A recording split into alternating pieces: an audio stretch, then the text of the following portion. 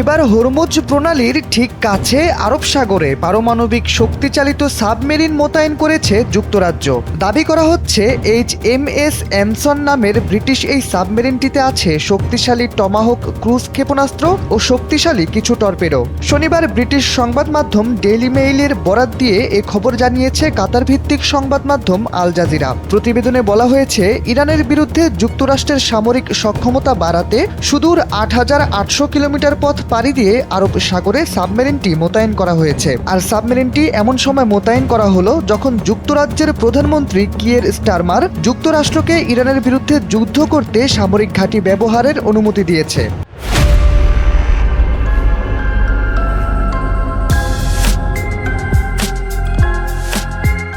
অন্যদিকে বিশ্লেষকরা বলছেন, পশ্চিম এশীয় অঞ্চলে যুদ্ধ পরিস্থিতির কারণেই আরব সাগরে সাবমেরিনটি মোতায়েন করেছে ব্রিটেন। সংঘর্ষ আরও বৃদ্ধি পেলে এখান থেকেই দূরপাল্লার ক্ষেপণাস্ত্র ছোড়া হবে। অনুমান করা হচ্ছে এই কৌশলগত সুবিধার জন্যই সাবমেরিনটি মোতায়েন করা হয়েছে। এর আগে শুক্রবার ভারত মহাসাগরে ডিয়েগো গার্সিয়া দ্বীপে ব্রিটিশ মার্কিন সামরিক ঘাঁটি লক্ষ্য করে ক্ষেপণাস্ত্র ছোড়ে ইরান। ঘটনাচক্রে তার পরের দিনই এই পারমাণবিক সাবমেরিন মোতায়েনের খবরটি প্রকাশ্যে এলো।